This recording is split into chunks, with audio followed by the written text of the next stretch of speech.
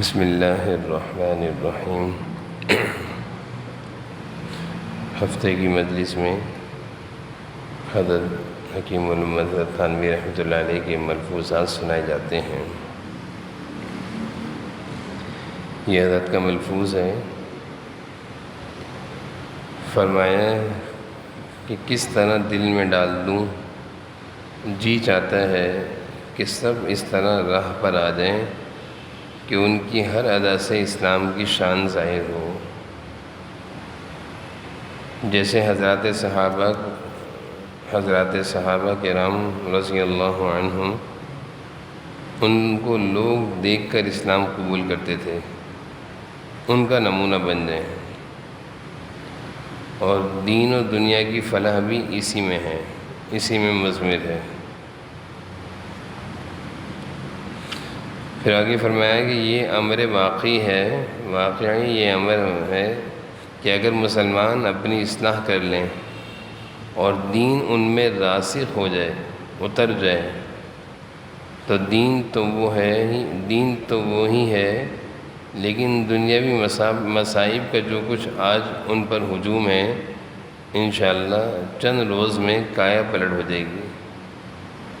اور گو اس پر دلائل بھی ہیں، مگر اس کا جو حصہ ذوقی ہے چاہتا ہوں کہ اس کو ظاہر کر دوں، مگر ان کے اظہار پر قدرت نہیں۔ یہ حضرت کا ایک تفصیلی ملفوظ ہے،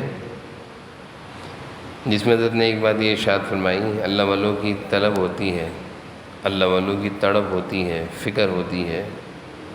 اللہ والوں کی تڑپ اور فکر کیا ہوتی ہے؟ فرمایا کہ دل چاہتا ہے کہ سب اس طرح راستے پر آ جائیں، یعنی صحیح راستے پر آ جائیں، پکے مسلمان بن جائیں کہ ان کی ہر ادا سے اسلام کی شان ظاہر ہو، یعنی ہر مسلمان ایسا پکا مسلمان بن جائے کہ اس کا ہر عمل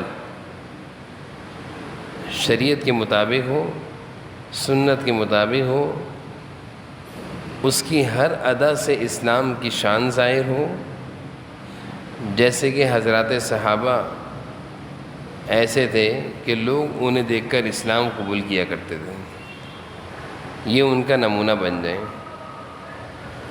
حضرت فرما رہے ہیں کہ آج کا مسلمان صحابہ کا نمونہ بن جائے، اور واقعی ایسے ہی ہونا چاہیے، ایسے ہی ہونا چاہیے کہ ایک مسلمان کی شان ایسی ہو کہ اس کی ہر ادا سے اسلام چھلکتا ہو، اور اس کی ہر ادا اتنی پیاری ہو کہ لوگ اسے دیکھ کر اسلام قبول کریں۔ جیسے خوبصورت سا کوئی گھر بنائے اور اس میں کوئی عیب نہ ہو، ہر چیز اچھی لگی ہوئی ہو، کھڑکی، دروازے، رنگ، عمارت، تو دیکھنے سے ہر ایک کا دل چاہے گا کہ میں بھی ایسا گھر بنا لوں، میرا بھی ایسا گھر ہو۔ ہر ایک کا دل چاہے گا کہ میرا بھی ایسا گھر ہو، کیونکہ اس نے بنایا اتنا پیارا ہے کہ دیکھنے میں ہر ایک کے دل میں یہ آ رہا ہے کہ میرا بھی ایسا گھر ہو۔ اسی طرح اللہ تعالیٰ کا بھیجا ہوا دین اسلام، جناب نبی کریم صلی اللہ علیہ وسلم کا لایا ہوا دین اسلام، یہ بھی اتنا خوبصورت اور اتنا پیارا ہے کہ اگر ہم اس کو پوری طرح اختیار کر لیں اور ہمارے ہر عمل سے اسلام کی ادا ظاہر ہو، ہمارا بولنا بھی اچھا ہو، ہمارا ملنا بھی اچھا ہو، ہمارا لین دین، معاملات، کاروبار، تجارت، رہن سہن، رشتہ داریاں، دوستیاں، تعلقات، عبادت، ہر چیز ایسی ہو جو اسلام کی تعلیم کے مطابق ہو، اسلامی تعلیمات کہ ہم سے کوئی ملے تو ہم اسلامی تعلیمات کی روشنی میں اس سے ملیں، تو پھر کیا ہوگا کہ حضرات صحابہ کہ لوگ انہیں دیکھ کر اسلام قبول کرتے تھے، ہم بھی ان کے نمونے بن جائیں گے۔ حضرت فرما رہے ہیں کہ ان کا نمونہ بن جائیں، یہ حضرت کی فکر ہے۔ واقعی صحابہ کی جماعت اتنی پیاری تھی کہ لوگ انہیں دیکھ کر اسلام قبول کیا کرتے تھے. جیسے کہ سیرت کی کتابوں میں یہ بات مشہور ہے، واقعی لکھی ہوئی ہے کہ جب صلح حدیبیہ ہو گیا اور مسلمانوں اور کفار کے درمیان جنگ بندی کا اعلان ہو گیا، تو پھر مکہ کے مشرک اور کافر اور دنیا کے مشرک اور کافر مدینہ آیا کرتے تھے. دیکھیں تو کہ یہ کون لوگ ہیں اور کیسے ہیں یہ، اور ان کے نبی کیسے ہیں کہ ان کو دیکھ کر لوگ اسلام قبول کر دیتے ہیں. تو جب وہ لوگ مدینہ شہر میں آئے اور صحابہ سے ملے، حضور صلی اللہ علیہ وسلم سے ملے، تو اب تک اسلام کی جو مسلمانوں کی صحابہ کی تعداد تھی وہ چند سو تھی، 1400 تھی. لیکن اس صلح حدیبیہ کے بعد تعداد میں ہزاروں میں اضافہ ہوا، کیونکہ آنے والوں نے جب صحابہ کے اخلاق، کردار، عادات، معاملات، عبادات، نمازیں دیکھیں تو وہ متاثر ہو جاتے ہیں. یہ تو اتنے اچھے لوگ ہیں، ہمیں تو ان کے بارے میں کیا کیا کہا گیا، یہ تو اتنے پیارے لوگ ہیں، یہ تو اتنی محبت سے رہتے ہیں آپس میں. پھر یہ تو دنیا کا معاملہ تھا. حضور صلی اللہ علیہ وسلم کی تربیت سے صحابہ کی جماعت اتنی پیاری تیار ہوئی تھی کہ ساری دنیا میں اللہ تعالیٰ کی نظر رحمت مدینہ پر تھی، کیونکہ ادھر اتنے پیارے لوگ تھے جو سب کے سب اللہ کی مرضی اور منشا کے لوگ تھے. دنیا میں کہیں بھی اسلام نہیں تھا، کہیں بھی اللہ کو سجدہ کرنے والے نہیں تھے، سب جگہوں پر کفر شرک پوری دنیا میں. ایک مدینہ کی یہ بستی تھی، مدینہ کا شہر تھا، شہر مدینہ. چند صحابہ کی تعداد تھی، ابتدا میں 70 سے 100 سے 150 سے 313 یہ تعداد تھی. لیکن یہ سب کے سب اتنے پیارے تھے کہ اللہ تعالیٰ آسمانوں سے کئی دفعہ دن میں نظر رحمت کرتے تھے کہ یہ خوش نصیب لوگ ہیں، اللہ کے کچھ صحیح معنوں میں اللہ کی کو راضی کرنے والے، اللہ کی عبادت کرنے والے، وہ خوش نصیب تھے. پھر ان کے لیے بشارتیں بھی اترا کرتی تھی آسمان سے، ابو بکر فی الجنہ، عثمان فی الجنہ، اللہ تعالیٰ کی طرف سے بشارتیں تھیں. بلال حبشی زمین پر چل رہے ہیں، آسمان جنت میں ان کے قدم کی آوازیں آ رہی ہیں. تو یہ سب کیا تھا کہ صحابہ اتنے پیارے تھے ہر لحاظ سے کہ دنیا والے بھی ان کو دیکھ کر اسلام قبول کرتے تھے اور آسمان والے بھی ان کی تعریف کیا کرتے تھے. حضور صلی اللہ علیہ وسلم نے جب پوچھا فرشتوں سے کہ تم بلال کو جانتے ہو، جب آپ معراج کے لیے تشریف لے گئے تھے، تو فرشتوں نے جواب دیا، بلکہ جبرائیل نے جواب دیا کہ آسمان والے بلال کو زمین والوں سے زیادہ جانتے ہیں. بلال کا چرچا آسمان پہ زیادہ ہے. کیا چیز تھی؟ بلال کی ادائیں تھیں، عبادتیں تھیں، وہ چیزیں آسمان پر ان کا چرچا تھا. تو یہ اصل چیز ہے کہ مسلمان ایسا مسلمان بنے کہ دیکھنے میں اس کو دیکھنے والا بولے یہ ہے صحیح مسلمان، اس کے اخلاق، اس کا کردار، اس کے معاملات، اس کی عبادات کتنی پیاری ہیں. اور باقی کچھ لوگ ایسے ہوتے ہیں کہ جن کے ملنے سے طبیعت خوش ہو جاتی ہے، دل خوش ہو جاتا ہے، ان کے پاس بیٹھ کر دل خوش ہو جاتا ہے، ان کی باتوں سے دل خوش ہو جاتا ہے. کچھ لوگ ایسے ہوتے ہیں. تو حضرت چاہ رہے ہیں، حضرت فرما رہے ہیں میرے دل تو یہ چاہتا ہے کہ سب اس طرح ہو جائیں.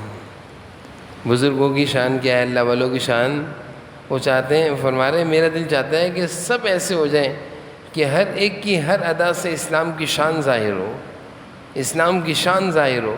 اور جیسے صحابہ کو لوگ دیکھ کر اسلام قبول کرتے تھے، یہ ان کا نمونہ بن جائے، یہ صحابہ کا نمونہ بن جائے. پھر حضرت نے ایک بات آگے ارشاد فرمائی کہ اصل دین و دنیا کی فلاح، دین و دنیا کی فلاح بڑی اہم بات ہے. وہ اسی میں ہے کہ انسان پوری 100% اللہ کی مرضی والی زندگی اختیار کر لے، اسی میں کامیابی ہے.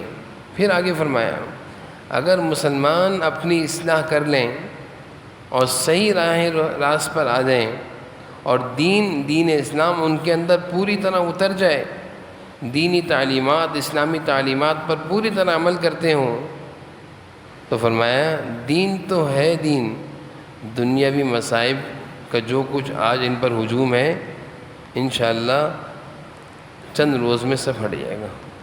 یعنی دین پر عمل کرنے کی برکت سے 100% مسلمان شریعت اسلامیہ پر عمل کرنے کی برکت سے دین اندر اتر گیا، پوری طرح اتر گیا۔ پھر آپ دیکھیں کہ اللہ تعالیٰ مصائب کو ٹال دیں گے اور برکتوں اور رحمتوں کی ہوائیں آئیں گی، پریشانیاں دور ہو جائیں گی۔ ایسا ہے دنیا میں، ایسی بہت ساری مثالیں ہیں کہ جن لوگوں نے اللہ کو راضی کیا، اللہ کی مرضی کے ساتھ انہوں نے دنیا کا نظام چلایا، اللہ نے ان کی مدد فرمائی۔ حضرت عمر بن عبدالعزیز رحمہ اللہ خلیفہ تھے مسلمانوں کے، حکومت چلا رہے تھے، جیسے آج کی حکومت ہے ویسے وہاں حکومت چلا رہے تھے۔ حکومت تھی، سلطنت تھی، ایک بہت بڑا رقبہ تھا۔ اس حکومت میں یہ حال تھا کہ نہ کوئی غریب تھا، نہ کوئی فقیر تھا، نہ کوئی بھوکا سوتا تھا، بلکہ حضرت عمر بن عبدالعزیز کے دور میں بیت المال سے زکوٰۃ تقسیم کرنے والا نکلا کرتا تھا اور آوازیں لگایا کرتا تھا، بھائی زکوٰۃ کسی کو چاہیے؟ تو اندر سے گھر سے آواز آتی، نہیں ہمیں زکوٰۃ نہیں چاہیے۔ جب حکومت اللہ کے نام کے ساتھ، مرضی کے ساتھ چل سکتی ہے، دنیا کا نظام چل سکتا ہے، چلے، تو پھر برکتیں اور رحمتیں کیسی آتی ہیں؟ دنیا کی مسائل اور مصیبتیں ٹل جایا کرتی ہیں۔